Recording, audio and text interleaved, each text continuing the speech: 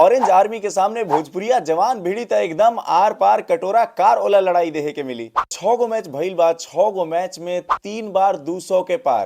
का पहिल का बार टाटा आईपीएल के इतिहास में 300 रन के आंकड़ा पार हो पाई। ये दोनों टीम आपस में 4 बार भिड़ल बा, लेकिन एलएसजी के पलड़ा एजा भारी बात। बल्लेबाज लोग कैसे एकदम थूरे लंजा खाली आके हेड होकस, अभिषेक शर्मा होकस, ईशान किशन होकस। अभी मैदान में कौन कौन बल्लेबाज के चली भौकाल हम 4 जना के चुन ले बनी। सब केहू के गोड़ छू के प्रणाम। का हाल बा सब केहू के? रउआ सब भोजपुरी में कमेंट्री सुनत नहीं जानू।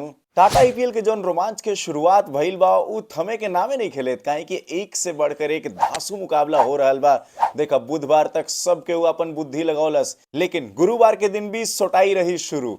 अभी तक इस सीजन में 6 गो मैच भइल बा, 6 गो मैच में 3 बार 200 के पार। का अगला मैच में हुई 300 पार। एकरा बारे में बात कीजिए, लेकिन ओ से पहले ही चैनल के सब्सक्राइब करी, बेल आइकन के दबाइए, सब केहू के ये वीडियो शेयर करी। आई सही भोजपुरी में प्यार देते रही।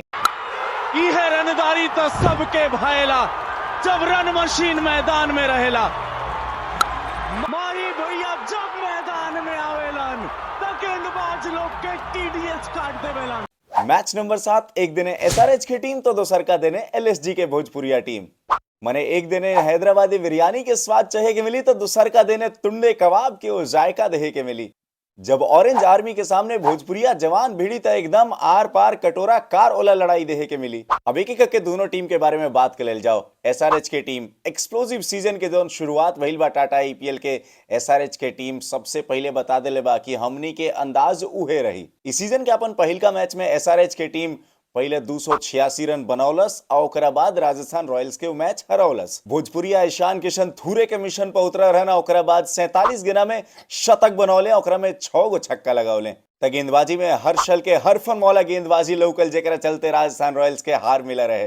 मिचेल मार्श और निकलस पूरन देवता पुजाई शुरू कैलन जा, लेकिन आखिरी में दिल्ली के बल्लेबाज आशुतोष शर्मा आइले आके प्रसादी खा गिले। ये दोनों टीम आपस में 4 बार भिड़ल बा, लेकिन एलएसजी के पलड़ा एजा भारी बा। 3 गो मैच जीतल बड़न जा। एसआरएच के खाली एक ही जीत मिलल बा, लेकिन भुलाई जा मत मैच बा हैदराबाद में। ओइजा के विकेट पर हमनी के देखनी जा कि बल्लेबाज लोग कैसे एकदम थूरे लंजा खाली आके हेड होकस, अभिषेक शर्मा होकस, ईशान किशन होकस। भाई केकर केकर नाम लिया हो, सब केहू के तो एक काम बा, आवो ठाए ठाए गोली दागा और रन बनावा।